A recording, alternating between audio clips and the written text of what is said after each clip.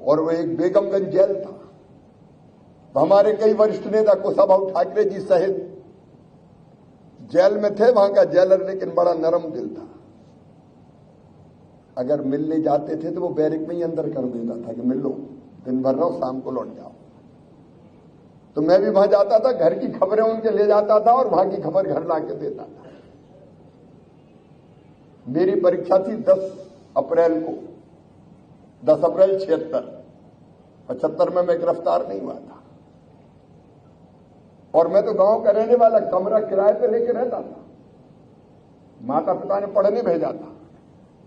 अचानक रात के 10 बजे दरवाजा खटखटाया कमरे का। पहली मंजिल पे था, सीढ़ी चढ़ के जाना पड़ता था। दरवाजा खोला तो सामने पुलिस खड़ी थी, नीचे भी पुलिस थी। सामने दिखते कहा कि तू है शिवराज सिंह चौहान? मैंने कहा नाम तो मेरे ही है। इतना कहा और जो थप्पड़ मारना शुरू किया और ऐसी गाली दी जो मैं तो नहीं दे सकता था। गाली में मां बहन सब याद की और पकड़ के घसीटते हुए सीढ़ियों से नीचे ले जाया गया, जीप में ठूस दिया और ले गए हबीबगंज थाना था। और वहां कहा कि बता ये पर्चा कहां से मिलता था तुझे? ये कहां छपता था? छपता तो था नहीं, साइकिल स्टॉल कराते थे क्योंकि प्रिंटिंग प्रेस में तो जा नहीं सकते थे। लोग बुरी तरह डरे हुए थे। हमको देते थे कि नाथूराम सोनी जी, जिनकी होटल थी लकड़ी के फट्टों की चाय की, आलू बड़ा, चाय, समोसा बेचते थे बेचारे, भजिया, पकौड़े। मैंने तय किया कि बेचारे सोनी जी अगर कहीं मुंह से निकल गया तो ये मर जाएंगे, अपना क्या बिगड़ेगा, अपन तो अकेले। तो मन में दृढ़ संकल्प पैदा हो गया कि नहीं, अब पता नहीं कहां से मिलता। आज मैं सच्ची घटना आपको बताना चाहता हूं। अकेले मेरे साथ नहीं हुआ, सैकड़ों हजारों के साथ हुआ। इन कोहनियों में पुलिस के डंडे मारे गए, कोहनियों में और घुटनों में। और आज भी जब बादल होते बरसात के पहले और गरजते हैं तो ये दुखते हैं। क्या इसको करंट लगाओ? लगाया नहीं, हालांकि बर्फ की सिल्ली लाओ, इस पर सुलाओ, बता पर्चे कहां से मिले। तब मेरे मुंह से धीरे से निकल गया कि इतना अन्याय मत करो, दिन बदल सकते हैं, कभी हमारी भी सरकार आ सकती है। उस समय हरीश त्रिवेदी सीएसपी हुआ करता था। उसने कहा कि तुम्हारी सरकार आई तो थूक दूंगा, इस्तीफा देके चला जाऊंगा, फालतू की बात करते हो, तुम्हारी आने वाली कभी, सपने मत देखो। रात भर प्रताड़ित किया गया। ये केवल मेरी कहानी नहीं है, कई मीसाबंदियों को तो करंट लगाया गया, उल्टा लटकाया गया, उल्टा बर्फ की सिल्ली पे सुला दिया। ऐसे अमानुषिक अत्याचार, 22 की तो मौत हो गई, मौत। असमय प्राण पखेरु उड़ गए उनके। रात भर मारने पीटने के बाद जब मैंने नहीं बताया तो इमोशनली ब्लैकमेल किया कि तेरी मां का क्या होगा, तेरे बाप का क्या होगा, रो रो के मर जाएगी, बता दे। लेकिन पता नहीं मन में कहां से संकल्प पैदा हो गया कि नहीं, चाहे कुछ हो जाए। तो वे हथकड़ियां लगा के और एक जीप में डाल के शायद मजिस्ट्रेट के यहां ले जाके कोई फॉर्मेलिटी करनी पड़ती, हम तो उस समय जानते नहीं थे। तो दिलीप भाई एक पटेल साहब मजिस्ट्रेट थे कोई, मैं उनके घर ले गए और वो भी सहमे सहमे थे। उनने भी देखा दाखी करके और कहा कि ठीक है, दस्तखत कर दिए। और फिर मुझे 2 सिपाहियों को दे दिया कि ले जाओ इसको, हथकड़ी लगी थी हाथ में। रात भर जेल थाने में रहा तो गंदा सा कुर्ता पजामा हो गया था और शर्ट पहनी थी मैंने, मुड़ी तुड़ी, और रात भर सोया नहीं था। तो आप कल्पना कर सकते हैं आंखें कैसी होगी, बाल कैसे होंगे। जब ये मुझे ले जा रहे थे पैदल वहां से मजिस्ट्रेट साहब के यहां से, तो हम आगे पहुंचे तो तांगे में स्कूल के बच्चे आ रहे थे। उन बच्चों ने देखा कि हथकड़ी लगे एक लड़के को ले जा रहे हैं, तो उनको लगा ये कोई चोर और होगा। तो धीरे से बच्चों क्या, देखो देखो कोई चोर तो नहीं है, देखो। तो मेरे मन में बड़ी तकलीफ हुई कि शिवराज ये तो गड़बड़ हो रही है, ऐसे ही चलेगा तो तू समझेगी चोर है। तो फिर मैंने अंदर से ताकत जुटाई और नारा लगाना शुरू कर दिया, जुल्म के आगे नहीं झुकूंगा, जुल्म किया तो और लड़ूंगा।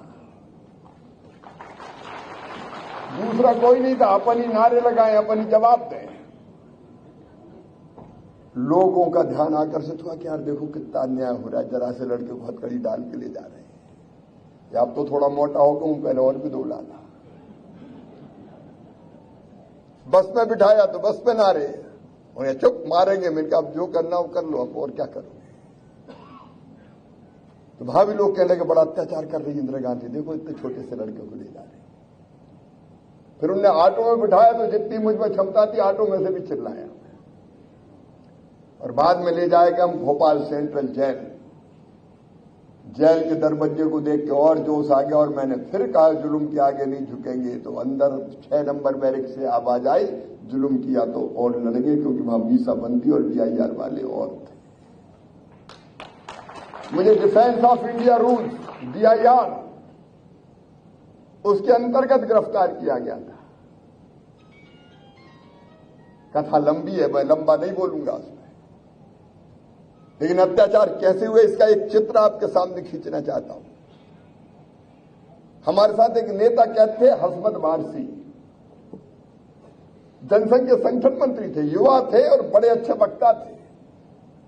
आपने नाम सुना होगा आरिफ बेग जी और हसमत वारसी, दोनों बड़े अच्छे वक्ता थे। हसमत वारसी बीमार हो गए,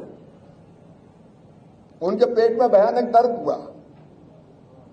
3-4 दिन तक तड़पते रहे। हम जेल प्रशासन के हाथ जोड़ते रहे, इनको इलाज के लिए ले जाओ, अस्पताल ले जाओ, अस्पताल ले जाओ, नहीं ले जाए। और अंततः उनको खून की उल्टियां शुरू हो गई।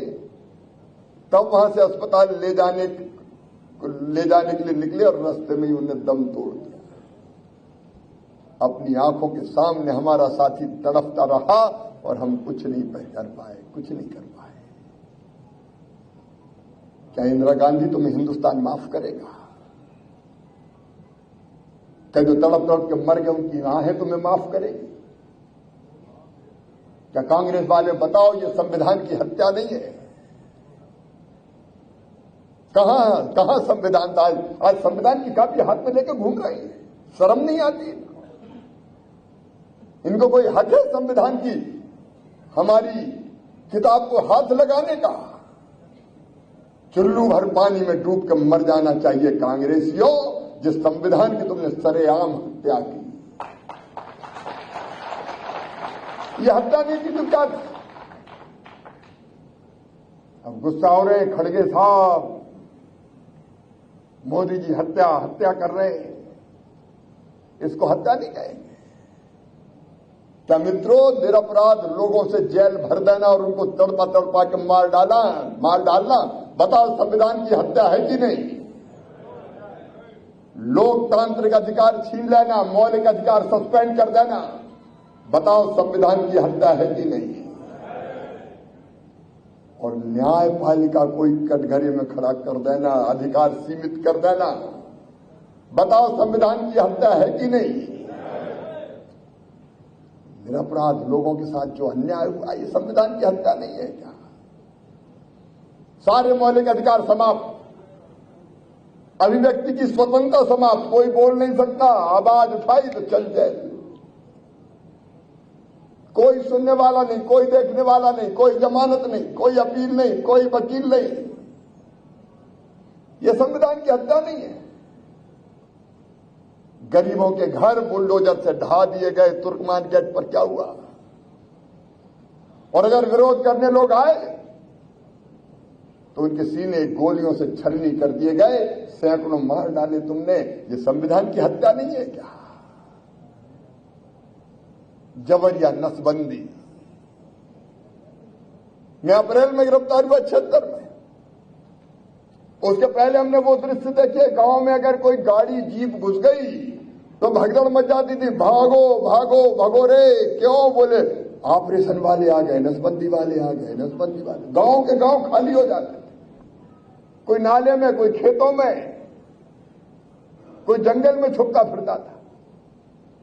बूढ़ों की नसबंदी कर दी गई, कुंवारों की नसबंदी कर दी गई। ये उदाहरण सामने आए। टारगेट पूरे करना है, टारगेट। राहुल गांधी जवाब दो, सोनिया गांधी जवाब दो, शिवराज सिंह चौहान तुमसे पूछ रहा है, टारगेट फिक्स किए तुम्हारी सरकार ने?